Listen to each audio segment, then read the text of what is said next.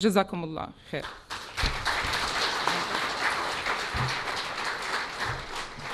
Assalamu alaikum. I'm Masarra, fourth year medical student. Inshallah, I'm going to be in Foundation Medical University. I'm here to answer any question about Palestine, Gaza, before and after the war, and becoming the war, if there is any question. Thank you.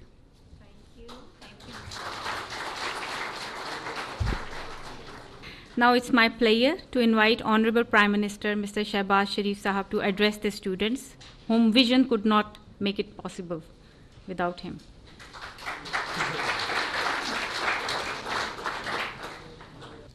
Rahim. Dear students, our daughters and sons from Gaza, honorable federal ministers, government officials, and officers from PMDC, Assalamu alaikum and a very good afternoon. It's really a great honor to be standing before you, students from Gaza, very shining and outstanding students who have now arrived Pakistan in their second home. Your plight is all very well known, not only to us, but the entire world. And it is heart-wrenching to watch day in and day out brutalities, atrocities being committed by Israeli occupation forces, which have so far killed more than 43,000 Palestinian brothers and sisters. Thousands of them martyred in the arms of their mothers. Thousands on the streets of Gaza. Cities after cities have been demolished. Villages after villages have been razed to ground. And yet, the international community has yet to act. Speeches, resolutions, and commitments are still to see the light of the day. Whether these are Security Council resolutions or other international forums, including ICJ at Hague, nothing has helped in bringing ceasefire in Gaza. And the world has not seen this kind of carnage in contemporary history. I want to share my sincere feeling with you, my dear students, our brothers, our sisters, that Pakistan is your second home. Our hearts are there for you. Our houses are there for you. Our institutions are there for you. Our teachers are there for you. Everything we can do will not be enough to make you comfortable in Pakistan.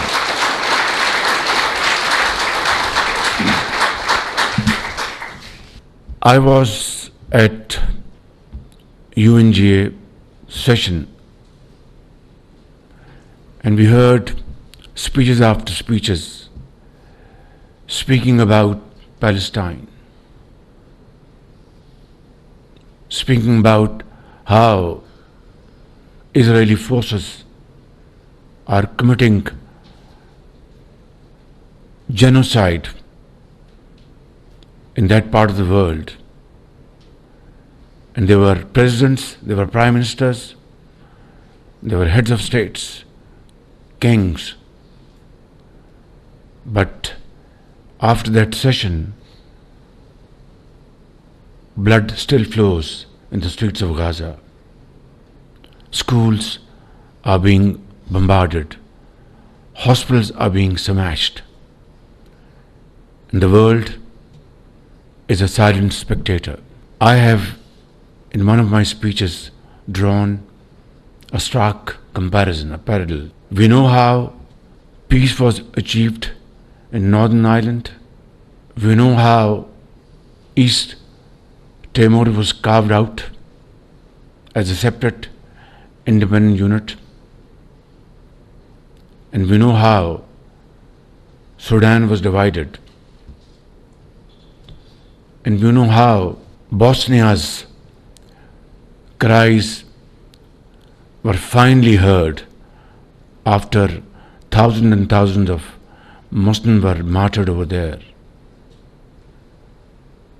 And collective graves were seen by the world. Only then international community came into action. This stark comparison tells us that when the powerful and the mighty wants to achieve something, it is achieved.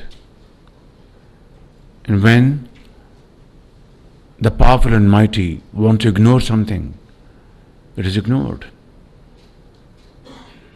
Yet, the hopes of Palestinian people gives inspiration to the entire world, facing these stupendous challenges, losing every member of their families. The other day, the world saw two sisters traveling together, and then the elder sister holding the younger sister. God knows where their mother and father is. These kind of heart-wrenching stories have touched every heart, living heart in this world. But it has not touched those who matter and those who have to take a decision to save the people of Gaza and Palestine and Lebanon. Therefore, my brothers and sisters, this is just not a gathering of students, it's a gathering of a family. And I want to assure you that Pakistan is your second home. This first batch of 151 students, financed and promoted by great philanthropist from UK known as the Gaza Health Outreach Program for Education, and Dr. Yusufuddin, Dr. Irfan Malik. They have already earned places in Jannah, inshallah. I have already instructed my colleagues, not instructed, requested them that we have to invite many more 100 students from Gaza to Pakistan who can get highest quality education in Lahore, Karachi, Peshawar, Quetta, Islamabad, and we will be playing host to you. Believe me,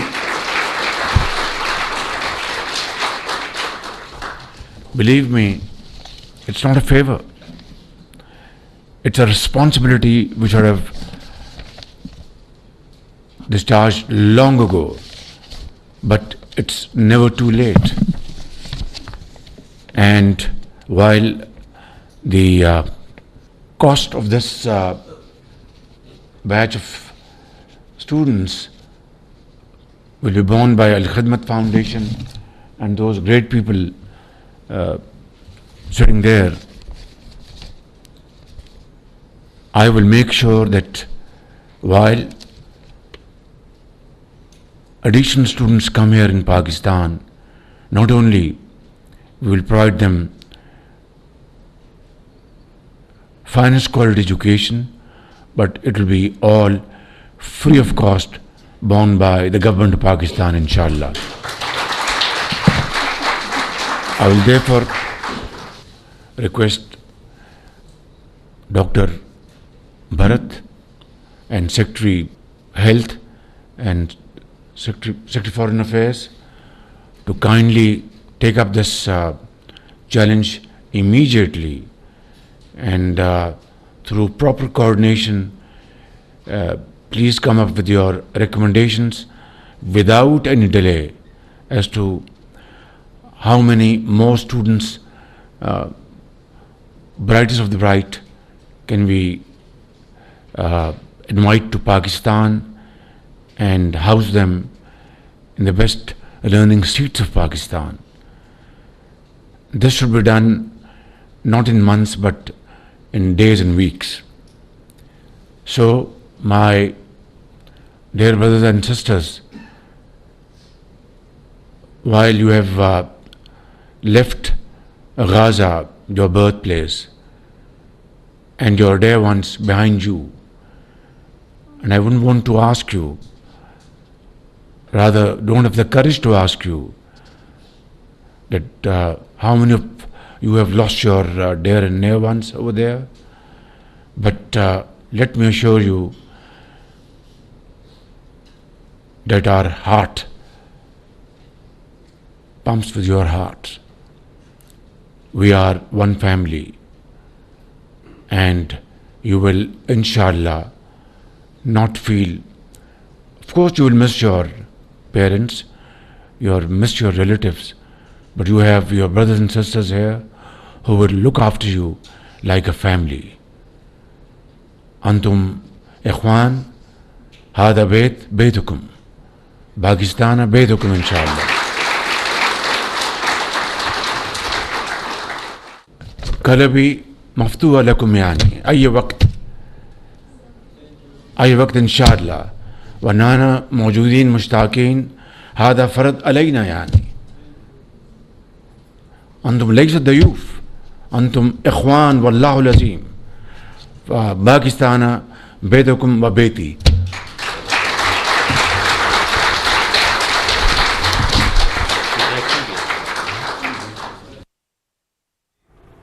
वज़ीर-ए-आज़म मोहम्मद शहबाज शरीफ तकरीब से खिताब कर रहे थे।